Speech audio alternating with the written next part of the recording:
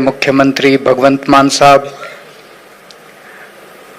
देश में शिक्षा क्रांति का आगाज करने वाले मनीष सिसोदिया जी, पंजाब के एजुकेशन मिनिस्टर हरजोत बैंस साहब, मंच पे बैठे हुए सभी अन्य कैबिनेट मिनिस्टर्स, एमएलएज, ऑफिसर्स और आज यहाँ पे पंजाब के कोने कोने से आए हुए सभी टीचर्स, प्रिंसिपल्स, आप सब लोगों को मेरा नमस्कार, सबको मेरा प्रणाम, सत श्री अकाल। आज ये जो आमने सामने बैठ के जो बातचीत हो रही है, मंच पे पंजाब के मुख्यमंत्री बैठे हैं,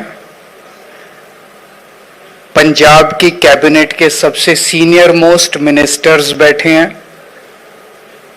पंजाब सरकार के सीनियर ऑफिसर्स आए हुए हैं और पंजाब के कोने कोने से प्रिंसिपल्स और टीचर्स आए हुए हैं और आमने सामने बैठ के बातचीत हो रही है। ये किसी क्रांति से कम नहीं है। आज तक कभी 2022 के पहले कांग्रेस की सरकार रही, बीजेपी की सरकार रही, अकाली दल की सरकार रही, किसी सरकार के टाइम में आप में से बहुत सारे लोग ऐसे हैं जो 20 साल से, 25 साल से, 30 साल से काम कर रहे हैं।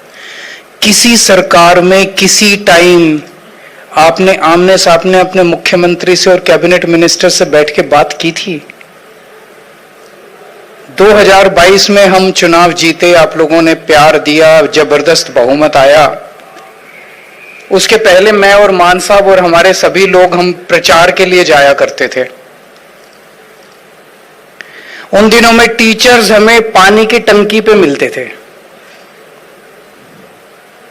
और मैं मान साहब आपको वो चले गए, उनको याद होगा कितने टीचर्स को हमने पानी की टंकी से नीचे उतारा है। तो एक वो माहौल था जब पानी की टंकी पे टीचर्स होते थे, जिन टीचर्स को क्लासरूम के अंदर बच्चों का भविष्य बनाना चाहिए, जिन टीचर्स को बच्चों को पढ़ाना चाहिए, वो टीचर्स हमें पानी की टंकी पे किसी ना किसी मुद्दे पे धरने पे मिलते थे। आज वही टीचर्स पंजाब के मुख्यमंत्री और कैबिनेट मिनिस्टर्स के साथ आमने सामने बैठ के बातचीत कर रहे हैं। ये किसी क्रांति से कम नहीं है। मैं आप लोगों को बधाई देने के लिए आया हूं दिल्ली से कि ये जो नैस का जो सर्वे आया, इसमें जो हम लोगों ने पंजाब नंबर 1 पे आया है। 2017 में पंजाब 29वें नंबर पे था, 29th नंबर पे था। अब पंजाब नंबर 1 पे आया है, सभी कैटेगरीज में आया है।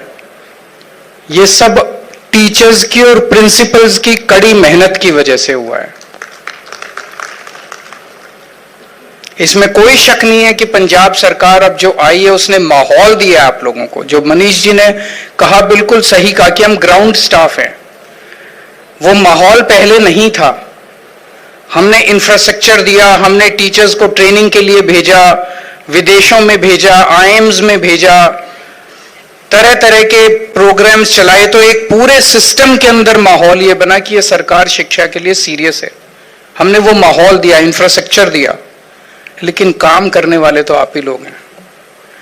पहले एक जमाना था जब सरकारी स्कूल में पढ़ाने वाले टीचर्स को गालियां दी जाती थी। कहते थे सरकारी स्कूल के टीचर्स बड़े निकम्मे होते हैं, सरकारी स्कूल के टीचर्स जो हैं वो पढ़ाना नहीं चाहते, काम नहीं करना चाहते। वो आती हैं, लेडी टीचर्स आती हैं, पेड़ के नीचे बैठ के सिलाई करती रहती है, तरह तरह की गालियां दी जाती थी सरकारी टीचर्स को। दिल्ली के अंदर उन्हीं सरकारी टीचर्स ने जबरदस्त काम करके दिखाया और अब पंजाब के अंदर वही सरकारी टीचर्स, हम कोई नए टीचर्स नहीं लाए चांद से, वही सरकारी टीचर्स है जो पहले से चले आ रहे हैं। आप वही हैं, 20 साल से, 30 साल से आप ही लोग काम कर रहे हैं। तो कसूर आपका नहीं था, कसूर पिछली सरकारों का था जिन्होंने आप लोगों का शोषण किया, आप लोगों को आपके अधिकार नहीं देते थे। आप लोग हमेशा धरने पे बैठे रहते थे, जबकि आप पढ़ाना चाहते थे, आप चाहते थे। मैं आपको एक किस्सा सुनाना चाहता हूं। दिल्ली के अंदर 2-3 साल हुए थे हमारी सरकार बने हुए और धीरे धीरे जैसे अब 3 साल के बाद पंजाब के अंदर भी जबरदस्त नतीजे आने लगे हैं।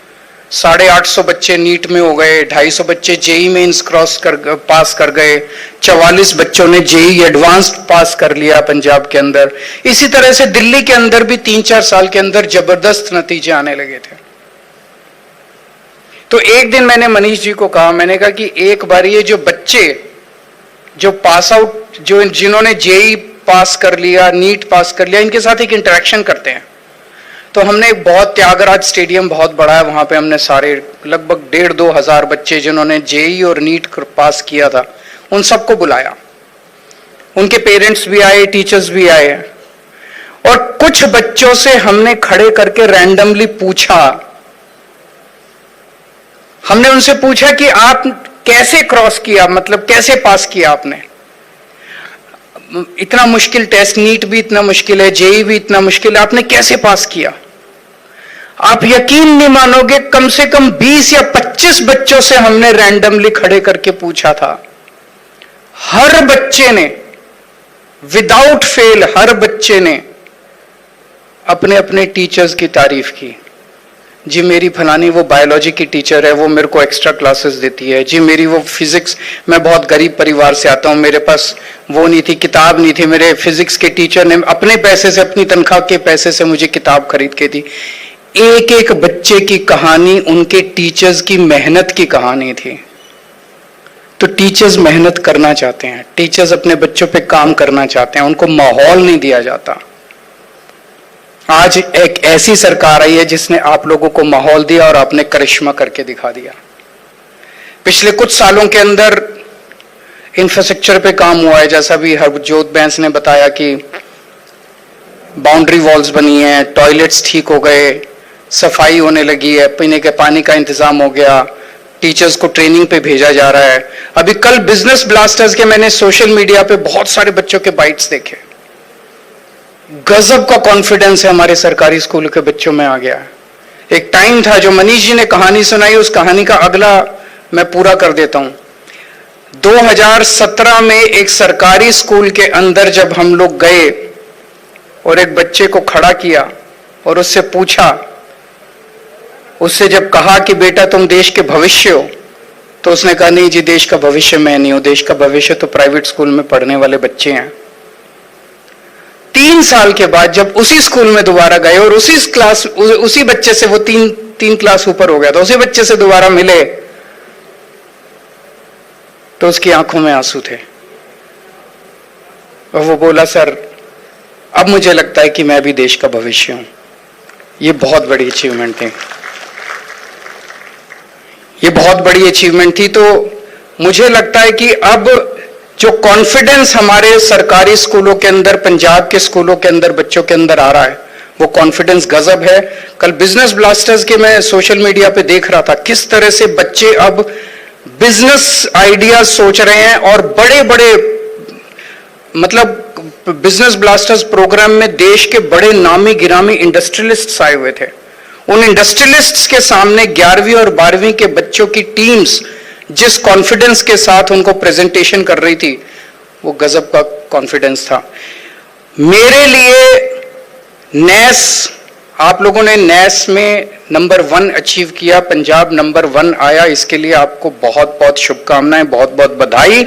लेकिन मेरे लिए नैस का रिजल्ट इंपॉर्टेंट नहीं है, मेरे लिए रिजल्ट इंपॉर्टेंट है, मुझे, हम लोगों को पंजाब के लोगों ने भरोसा दिया है, प्यार दिया है, अभूतपूर्व बहुमत दिया है।